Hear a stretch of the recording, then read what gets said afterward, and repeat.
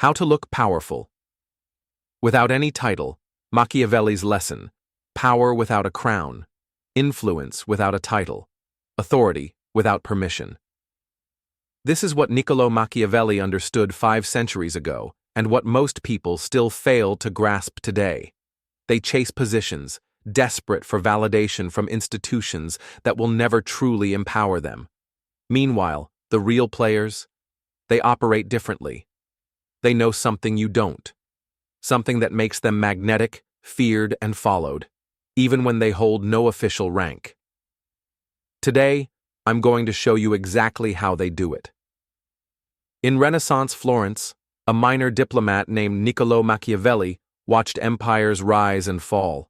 He studied the mechanics of power like a scientist studies cells under a microscope. What he discovered was revolutionary and dangerous. Power, he realized, isn't given, it's taken. Not through force or rebellion, but through psychology. Through understanding human nature so deeply that others become willing participants in your influence. The weak wait for permission. The powerful create it. Rule 1.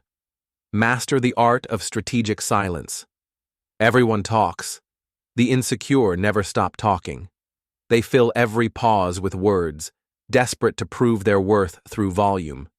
They mistake noise for influence. But you understand that silence is a weapon.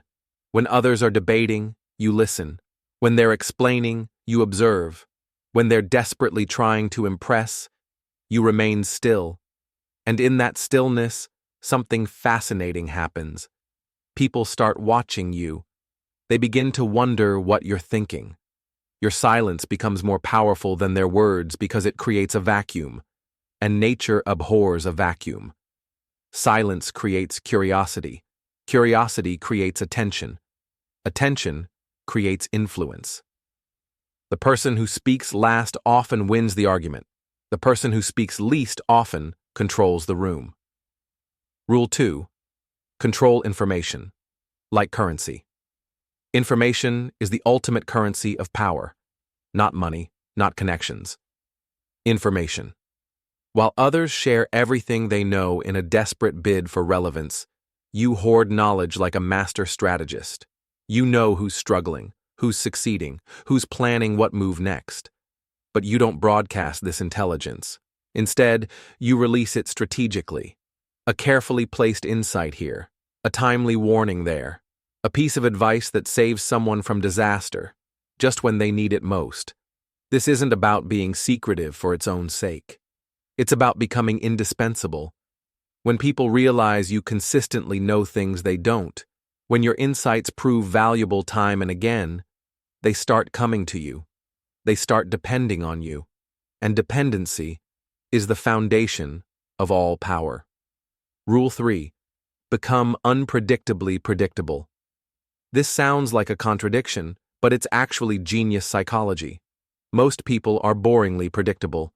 They react the same way to the same stimuli. Happy when praised, angry when criticized, desperate when threatened. Their responses are programmed, automatic. But you develop a pattern that keeps people guessing within boundaries they can understand. Sometimes you're warm, sometimes distant, sometimes generous, sometimes withholding. Not randomly, but strategically. You create a rhythm that others can sense but never quite master.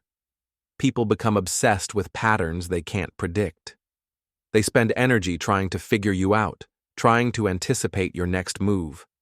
This mental occupation, this is psychological real estate you now own in their minds. When someone is thinking about you, you have power over them. Rule 4. Master the psychology of scarcity. Availability breeds contempt. Scarcity breeds desire. The mistake most people make is being too accessible. They answer every call immediately, accept every invitation, say yes to every request. They think this makes them valuable. It makes them invisible. You understand that your presence must be a prize, not a given. Your time, your attention, your expertise, these are limited resources. And like all limited resources, Their value increases when demand exceeds supply. This doesn't mean being difficult for its own sake. It means being selective. When you do show up, when you do contribute, when you do give your attention, it matters more because it's rare. People value what they can't easily have. Make yourself something they can't easily have. Rule 5. Perfect the art of strategic vulnerability. Here's where most power advice gets it wrong. They tell you to never show weakness, never admit mistakes, never let anyone see you struggle. Machiavelli knew better. Strategic vulnerability is one of the most powerful tools in your arsenal. The key word is strategic. You choose when, where, and how much to reveal. A carefully shared struggle makes you human. A moment of admitted uncertainty makes you trustworthy. A confessed mistake makes you credible. But these vulnerabilities must be calculated. They must serve a purpose. They must make others feel privileged to witness your humanity while simultaneously making them want to help you or protect you. Vulnerability without strategy is weakness. Vulnerability with strategy is magnetic. Rule 6. Build your intelligence network. Knowledge is power, but knowledge gathering is an art form. You don't need spies or secret agents. You need something far more powerful. Genuine curiosity about people's stories, struggles, and aspirations. While others network for transactions, you network for information. You ask better questions. You remember details others forget. You connect dots that seem unrelated. Who's unhappy in their role? Who's planning to leave? Who has influence but feels unrecognized? Who knows what's really happening behind closed doors? This intelligence doesn't make you a gossip. It makes you a strategist. You see opportunities others miss. You anticipate changes before they happen. You position yourself advantageously while others react to surprises. Information gathered with genuine interest is more valuable than information stolen through manipulation. Rule 7. Create controlled chaos. This is perhaps the most dangerous rule and the most effective. Most people seek stability, predictability, clear hierarchies. They want to know where they stand, what's expected, who's in charge. You can use this need against them by occasionally introducing controlled uncertainty, by asking unexpected questions, proposing surprising alternatives, challenging assumptions everyone else accepts. You create productive discomfort, not chaos for its own sake. Controlled chaos. Chaos with purpose. When people are slightly off balance, they look for someone who seems stable, confident, unshaken by the uncertainty. If you're the one creating the chaos while remaining calm within it, you become the person they turn to for stability. Confusion creates dependency. Dependency creates influence. Influence creates power. Rule 8. Master the long game. Everyone wants immediate results, immediate recognition, immediate power. This impatience is your advantage. While others are focused on quick wins and instant gratification, you're building something more substantial. You're playing a game with a longer timeline, higher stakes, and better rewards. Every conversation is an investment. Every favor is a deposit in a future account. Every piece of knowledge is ammunition for battles not yet fought. This requires discipline. It requires the ability to delay gratification. It requires thinking in years when others think in days. But this is how real power is built. Not through dramatic gestures or sudden coups, but through patient, strategic accumulation of influence, knowledge, and relationships. The person willing to wait usually wins. Rule 9. Become indispensably useful. Power based on fear is fragile. Power based on usefulness is enduring. Make yourself the person others need. Not want, need. This isn't about being helpful in obvious ways. It's about developing capabilities, insights, or connections that solve problems others can't solve themselves. Maybe you understand technology in ways that mystify your colleagues. Maybe you have relationships that open doors others can't reach. Maybe you see solutions to problems others don't even recognize yet. The goal is to become the person others think of when they need something important done. When your name comes up in conversations about challenges and opportunities, when people need you, they protect you. When they protect you, you have power. Rule 10. Control your emotional temperature. Emotional volatility is the enemy of power.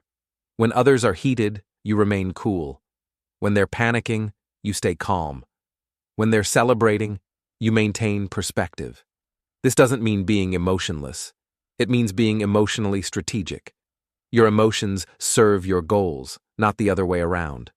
People are drawn to emotional stability like ships to a lighthouse in a storm.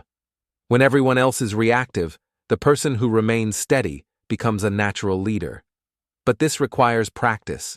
It requires developing the ability to pause between stimulus and response, to choose your reactions rather than being controlled by them. Emotional control isn't suppression, it's mastery. Rule 11. Perfect your timing. The same action at different times produces completely different results. A suggestion made too early falls on deaf ears. The same suggestion made at exactly the right moment changes everything. Learning to read the room, the moment, the mood. This is perhaps the most subtle skill in the power playbook. It requires patience, observation, and intuition developed through experience. Sometimes the most powerful thing you can do is nothing. Sometimes it's everything. The art is knowing which moment calls for which response. Great power moves aren't just about what you do. They're about when you do it. Rule 12. Build strategic alliances. No one gains real power alone, but most people build alliances wrong. They seek allies based on who they like, who likes them, or who seems powerful already. You think differently. You identify people with complementary strengths, shared interests, and mutual needs. You build alliances based on strategic value, not social comfort. Sometimes your most valuable allies are people others overlook. The assistant who sees everything, the analyst who understands the numbers, the new person who brings fresh perspective. Power isn't about having the most popular friends. It's about having the most strategically useful relationships. Rule 13. Never appear to seek power. Here's the paradox. The more obviously you want power, the less likely you are to get it. People are suspicious of naked ambition. They resist obvious power grabs. They unite against those who too clearly want to control them. But they embrace those who seem to accumulate influence naturally, almost reluctantly. They follow those who appear to be chosen by circumstances rather than choosing themselves. This requires sophisticated self-presentation. You must want power intensely while appearing to care about it casually. You must work for influence while seeming to stumble into it. The crown must appear to seek you, not the other way around. Rule 14. Create your own mythology. Everyone needs a story that explains their success. Most people let others write that story for them. You write your own, not through obvious self-promotion, but through carefully crafted narratives about your background, your motivations, your methods. Stories that make your success seem inevitable rather than accidental. Maybe you're the person who sees opportunities others miss. Maybe you're the one who stays calm under pressure. Maybe you're the strategist who thinks several moves ahead. Whatever your mythology, it must be both believable and compelling. It must explain your power in ways that make others want to be part of your story. People follow narratives as much as they follow leaders. Control the narrative, control the following. The ancient Greeks had a word, arete, excellence of character, virtue that commands respect without demanding it. Machiavelli understood this concept, even as he's been mischaracterized as advocating pure manipulation. True power, lasting power, comes not from tricks or schemes, but from becoming genuinely worthy of influence. The techniques I've shared aren't manipulations. They're developments. They're ways of becoming the kind of person others naturally want to follow, trust, and empower. Because here's the ultimate truth about power. It's not really about controlling others. It's about controlling yourself so completely, understanding human nature so deeply, and providing value so consistently that others choose to give you influence over their decisions. Real power is never taken by force. It's always given by choice. The weak chase titles and positions, thinking these will give them power. The strong understand that power creates positions, not the other way around. Start today. Not by demanding authority, but by earning it. Not by grabbing for control, but by becoming worthy of it. Master these rules, and you'll discover something remarkable. You don't need anyone's permission to be powerful. You already have everything you need. The question isn't whether you can gain power without a title. The question is whether you have the discipline to use these insights wisely. Machiavelli would be proud, or perhaps concerned. The choice, as always, is yours.